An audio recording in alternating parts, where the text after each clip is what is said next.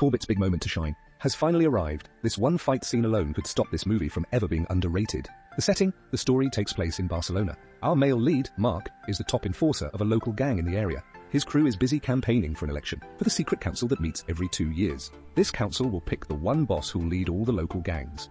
The big boss's son, named Alu, is running wild, throwing money around to buy off other gangs so they'll vote for his side and guarantee him the top seat. Since Mark is the prince's bodyguard, he's always glued to Alu's side. Alu has just closed a deal with the Colombians. As long as they get the money, they'll cast a crucial ballot for him.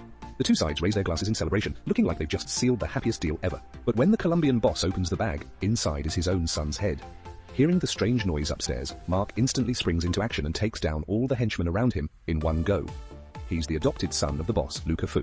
On paper, Alu is his big brother, but Mark has no idea about today's cold-blooded plan. He honestly thinks he's just here to keep Big Bros safe, while Alu's real objective is to wipe out the entire Colombian gang. Once the plan succeeds, they can literally step over the corpses of their enemies to climb higher, becoming the undisputed king of Barcelona's underworld. From then on, the small gangs around them, just to survive, will have no choice but to obediently vote for him. This head-chopping move is 100 times more brutal than simple bribery. The two of them storm straight into the Colombians' flour factory, slaughtering guards and workers alike without distinction. To Alu, these lives are nothing but rungs on the ladder he's climbing. When he pulls the trigger, he's chillingly calm, not a single ripple of emotion. Mark, as his most loyal spearhead, can only let the bullets rain down on every moving silhouette until all who resist drop to the floor. Even then, Alu still doesn't stop. He points his gun at workers who surrendered long ago, leaving no one alive, not even the Colombian boss who had tried to blend into the crowd. Seeing Alu's calm face after killing so many people, Mark, for the first time, feels this brother is a total stranger. That feeling also brutally crushes his earlier decision to retire from the life and be a normal person again. This time, Alu doesn't stop him. The two quietly hug each other amid the sea of corpses and blood. With that silent embrace, they end more than 10 years of fighting side by side. However, the peaceful days Mark longs for never arrive. What comes instead is a disaster. Not long after, boss Luca Fu rushes over. Seeing the mess his son made, he flies into a rage. A small problem that could have been solved with some money has now cost way too many lives. If this gets exposed, they won't just lose the chance to run in the election, the secret council will hunt them all down. When that happens, everyone will be buried with him. Luca Fu is furious, even resentful, that his son turned out this way. Those harsh words are like a match, instantly igniting the resentment that's been simmering inside Alu. He is the rightful heir, the official prince. Yet his father favors the adopted son, Marja, and Mark, the adopted son, while he himself got shipped off to Japan to suffer. Now he's figured it out, so what if they grew up together? Anyone who threatens his position will be killed. Since the words have gone this far, it's obvious he's already made up his mind to kill his own father. At this time, Mark has already gone home. Earlier, he promised his son that after he retired from the gang life, he'd take the boy away. Since his wife died, he has waited 3 long years for this day. He hands the house keys to the nanny, asking her to return them to the landlord. But the moment she turns around, she uses those keys to trade for a big pile of cash. Mark soon hears noises outside the door. He tells his son to hide quickly, then rushes over to try and lock the door. No need to guess, he knows exactly who these people were sent by. Definitely Alu. To keep his position as boss, Alu has to ruthlessly eliminate all who oppose him. Mark is incredibly strong. You could say he's at his peak right now. Many armed fighters can't even get close to him. But no matter how strong you are, it's useless in front of gunfire. Against bullets, he has absolutely no way to fight back. Watching his own son get killed right in front of him, no father on earth could bear that kind of pain. Before leaving, the assassin even blows up the whole house to destroy the evidence. To destroy all evidence. But they don't know that Mark is still alive. It's Marzia who drags him out of the sea of flames. In a flash, 2 years go by, and it's almost election day for the secret council again. During these 2 years, hatred has become Mark's only fuel. He trains himself day and night, never stopping. Every punch, every stab of the knife is loaded with bone-deep hatred toward Alu. He's waiting for one chance, just one, to send Alu straight to hell. At this point, we need to shift the camera over to another male lead, Leo. He's a college student, but to support his family, he secretly works as a runner for the local gang, selling powder. This part-time job pays well, but is insanely dangerous. His dad died early, his grandpa is old and frail, his younger brother is still a kid, and his mum can't work at all. The weight of the entire family rests on this one young pair of shoulders. Leo works really hard, but selling on another gang's turf is a big taboo. So one night, when he's done for the day, and about to head home, 2 burly guys suddenly block his way. They not only beat him up, they also want to take all the money he earned from selling. Leo struggles with everything he has. That cash is the living expense for the whole family for a week. If it's gone, his family will go hungry. Just when he's in total despair, a figure steps out of the shadows. It's Mark, coming to Leo's rescue. To thank him for saving his life, Leo follows Mark all the way to an old, rundown garage. Seeing how stubborn yet lonely the kid is, Mark finally softens and pulls him inside, even helping him patch up the wound on his head. Mark looks calm on the outside, but inside his emotions are roaring. If his own son was still alive, he'd probably be about this tall by now. Over on the other side, Alu is also busy preparing. Election day for the council is near. This time he doesn't show up in person. Instead, he sends his men to raid a casino run by the Asian gang. These guys move like demons, ferocious as if possessed, taking all the gamblers hostage to force the shadowy boss behind it all to reveal themselves. Turns out, to everyone's surprise, the long-time ruler of the Asian gang is actually a woman. This shocks Finito, but shock or not, he still has a job to do. The henchmen connect a video call with Alu. He hasn't shown his face in Barcelona for 2 years, and now he's looking for Boss Sang to pressure her into voting for him in the election. Boss Sang mocks Alu, saying he's still hiding like a filthy rat, too scared to show up himself. Alu replies that he isn't hiding, he's just enjoying a relaxing life with his family. Boss Sang says she respects Alu's father because he was a good man, but she will never support Alu and tells him to stop dreaming. Since they can't make a deal, Alu can't be bothered to talk anymore. For those who don't listen, he will never let them live. And Finito is more than happy to send any disobedient competition straight to the afterlife for his boss. In the days that follow, Mark often stays with Leo. Leo helps him tune the guitar that once belonged to his son. Their relationship gradually grows closer. Seeing Mark's skills, Leo asks him to teach him some self-defense moves. Mark doesn't refuse, taking him to train with sandbags and wooden dummies, even passing on his own secret techniques. For these 2 years, Leo is the only person who's made Mark feel at peace. Before they part, Leo writes his contact info on a scrap of paper and hands it to Mark, hoping they'll meet again someday. This simple gesture leaves Mark stunned. His own son used to do the exact same thing. Meanwhile, Alu's plan is still rolling forward. This time his target is the Russian gang. He's getting ready to send men onto their turf to stir up trouble. As long as the Russians strike back, he'll have an excuse to start an all-out war. Even the secret council won't be able to blame him. Same trick he used with the Colombians before. As long as he devours the Russian gang, his road to power will be wide open. No one can block his candidacy. However, what no one expects is that the job Alu assigns to his underling Harrow lands right on Leo's head. It turns out the goods Leo sells always come from Harrow. This time, Harrow calls to tell Leo to go sell on Russian turf. In plain terms, he wants to use Leo as a pawn. Leo hangs up on him immediately, refusing to play that role. This sends Harrow into a rage. That night, he leads his men to block Leo's way. Sensing danger, Leo turns around and bolts, racing off on his balance bike. He weaves through the noisy crowd, then speeds down a slope, thinking he's safe, only to be cut off again by Harrow from the other side. For underlings who dare resist, Harrow never shows mercy. And to teach Leo a lesson, he slams Leo's arm hard with a car door. He wants Leo to understand, only obedience keeps you alive. The next day, Mark is cleaning his son's old guitar when suddenly he hears knocking. Opening the door, he finds a girl, Leo's girlfriend. She hasn't seen Leo for days and wants to know if he's been here. Seeing Mark silent, she simply says, "If you see Leo, please tell him to message me." With that, she rides off on her balance bike. Mark, uneasy, still sends a text to Leo. They meet at an old church on the outskirts of the city. Leo's arm is badly injured. Mark urges him to go to the hospital. If it leaves long-term damage, he'll regret it. But Leo refuses. If he goes to the hospital, they'll call his mom, something he wants to avoid at all cost. Hearing that, Mark sighs and makes a call. Soon, Marja arrives. Honestly, she's the only person Mark can think of for help. Marzia shows up, clearly irritated. Election day is near, and here Mark is getting sidetracked for some unrelated kid. Still, annoyance is annoyance. She treats Leo anyway. She understands why Mark is helping the boy. She also understands his grief. To get justice for Leo, Mark heads to the nightclub where Harrow usually hangs out. Harrow has never met Mark, so he doesn't see the storm coming. Waiting until Harrow leaves the restroom, Mark says nothing, just unleashes a full combo of punches. Hearing the noise, the underlings rush in to surround him. One of them recognizes Mark, panics, and runs off immediately. But the remaining fools, not knowing heaven from earth, charge at Mark, only to be laid out on the ground in 3 to 5 moves. During all this, Mark learns Harrow works for Alu. He originally planned to spare him, but hearing Alu's name is like someone striking a match, instantly reigniting every flame of rage inside him. So Mark uses the exact same torture Harrow used on Leo, returning it perfectly, 1-to-1. After finishing the job, Mark returns to Marja. She's already bandaged Leo up, and the kid is curled up asleep on the couch. In the training room, fists collide repeatedly. The siblings appear to be sparring, but in truth, their minds are consumed with the latest intel. Marja starts scolding Mark. For this revenge plan, they've prepared for 2 whole years, and now because of a stranger, they risk blowing the entire mission. If the plan fails and Alu wins, then no matter how big the world is, there won't be any place left for the 2 of them. They'll be forced to live like rats underground. Of course, Mark knows this all too well. He's decided once Leo is settled safely, he'll focus entirely on their final plan. But he never expected that the nightclub incident would create an even bigger storm. Harrow has told Finito everything that happened. Hearing about a man who can wipe out an entire squad of thugs, Finito senses big trouble. When he hears the man's name, he immediately covers Harrow's mouth, his eyes flashing with killing intent. Years ago, Alu sent him to kill Mark. But Mark survived. Before he kills Mark again, no one must know this secret. And the dead, after all, are the ones who keep secrets best. Haro's struggling slowly fades. Finito releases him, his gaze now ice cold. Meanwhile, Mark is walking Leo home. On the way, he notices something strange. Just one glance, and he recognizes the person inside the parked car not far away. They're watching him. He tells Leo to wait, then walks toward the stalker. Checking the stalker's chat logs, Mark confirms he is indeed being tailed. But the sound of cartoons inside Leo's home makes Leo drop his guard entirely. Ignoring Mark's warning, yes, the TV is playing cartoons, but his younger brother is lying in a pool of blood, lifeless. His grandfather nearby has also been killed. Finito and his men step out. They've clearly been waiting. The enemies meet, eyes blazing red.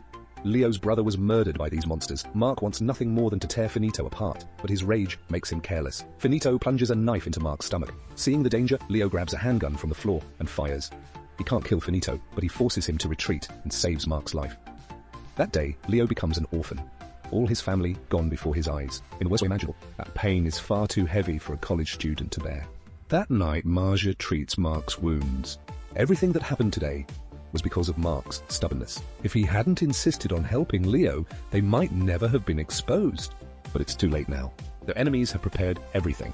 Ambushes won't work as easily anymore. Mark doesn't want to think about it. He shaves off his long hair. If the storm is coming, he'll face it head on. Soon after, while monitoring Finito's phone, Marja discovers that Alu has given an order. Finito must kill Mark at all costs. Meanwhile, the Vanguard squad is already heading toward the garage. Hearing the news, Mark doesn't panic at all. When the assassins enter the garage, they can't even tell where Mark is. He moves like a ghost in the dark. Each time he appears, there's a thud, and another enemy drops. As soon as he finishes off one wave, another rushes in.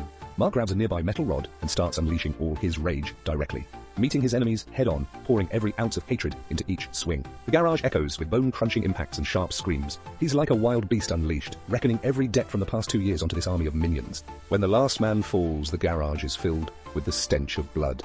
And Mark's calm, cold face. He knows this place is compromised. They can't stay anymore. Their days of hiding are over. It's time to go on the offensive. A message arrives from Marja. She's found out that Alu owned a nightclub called Night 7. It's basically a money laundering hub. Inside it are over 70 million in cash, all ready to fuel his election campaign. If they destroy it, it's like cutting off Alu's entire right arm. He'll definitely go insane. It's a great idea. Mark turns the wheel, heading straight for the target. Outside the nightclub Night 7, Mark parks. He swiftly and cleanly eliminates the 2 guards at the door. He strides in, Marja's calm voice guiding him through the earpiece. She has hacked into the nightclub security cameras, feeding Mark real-time enemy locations like some crime-fighting GPS. Their teamwork is flawless. The cleanup operation flows as smoothly as a perfectly choreographed death waltz. 2 years of hiding and training have made every one of Mark's strikes land right on the weak point. No wasted motion, no hesitation, like a tiger finally released downhill. He charges straight through, unstoppable. With surprisingly little effort, he drops everyone in his way and captures the accountant who was about to run. He hangs a phone around the accountant's neck, forcing him to pass a message to Alu. Heart or head? A wonderfully polite little greeting. Outside, Alu's men are preparing to move the money elsewhere. But Mark reacts faster. He wipes out the squad and loads all the cash from the safe onto his trailer. He drives the loot back to their base. During the earlier brawl, Mark took a bullet in the leg, but because the situation is urgent, he refuses anesthesia. He's afraid he'll be helpless if enemies show up. Leo thinks this is ridiculous, so he grabs the syringe and jabs the injection straight into Mark's thigh.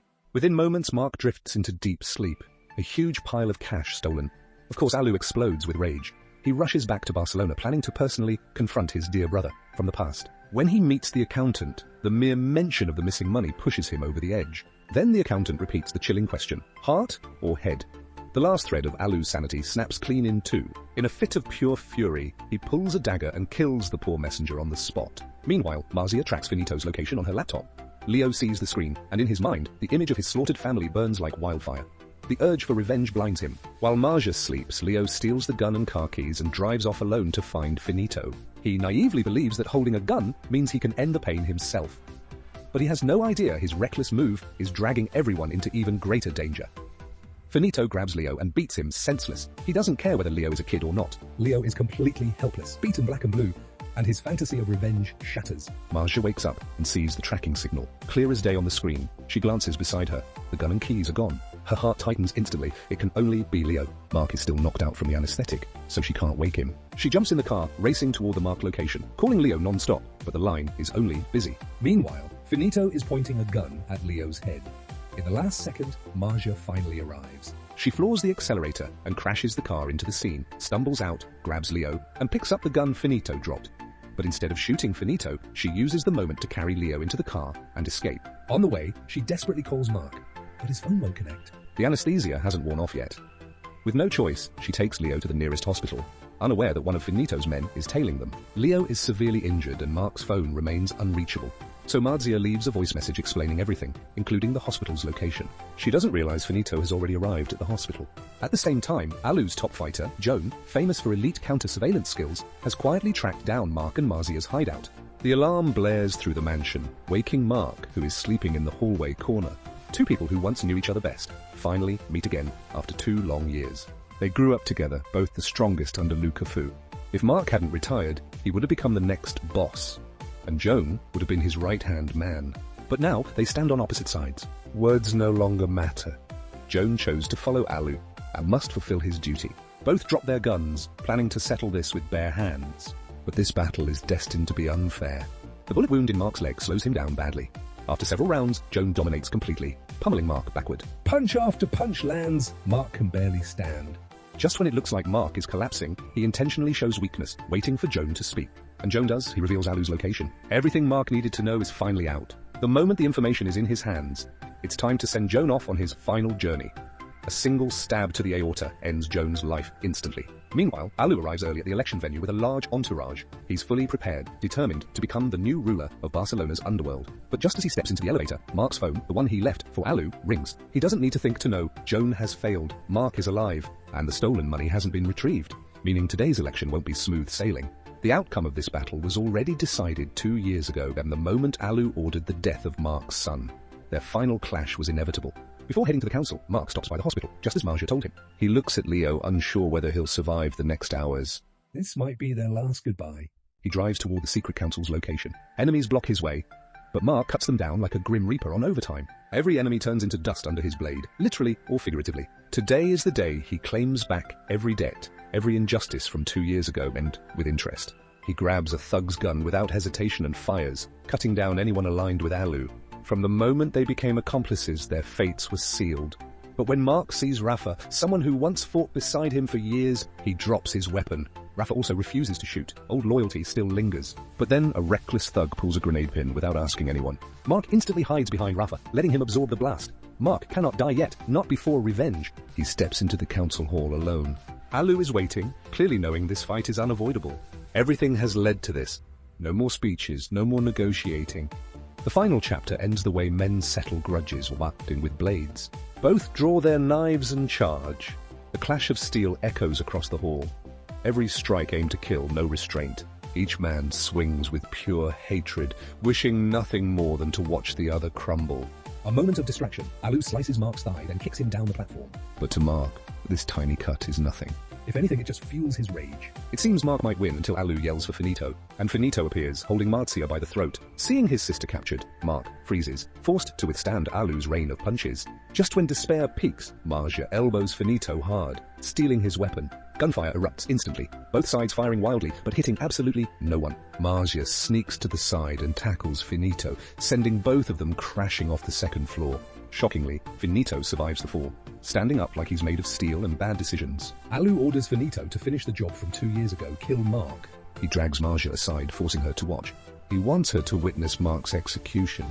But in the final moment, Mark erupts with strength. One punch kills Finito instantly. Marja kicks away Alu's lighter, stands up, and unleashes a storm of attacks at him. Mark joins in, fighting for his son, while Marja fights for her adoptive father. For 2 years, they endured and waited for this very moment. Today, the devil who destroyed their family must be dragged to hell. Both pull out their knives. There's only one way to handle a monster like Alu. The moment Alu collapses, the long-burning hatred finally finds peace. At last they can breathe freely, start anew. At the end, they pick Leo up from the hospital, loading the trailer full of cash and heading somewhere quiet. A fresh journey begins for the three of them. X-Team 2021 isn't just an action-packed film. It digs deeply into themes of revenge, loyalty, family, and humanity. It's thrilling, visually satisfying, emotionally layered, and thought-provoking, a rare gem worth recommending. A stylish blend of adrenaline and heart.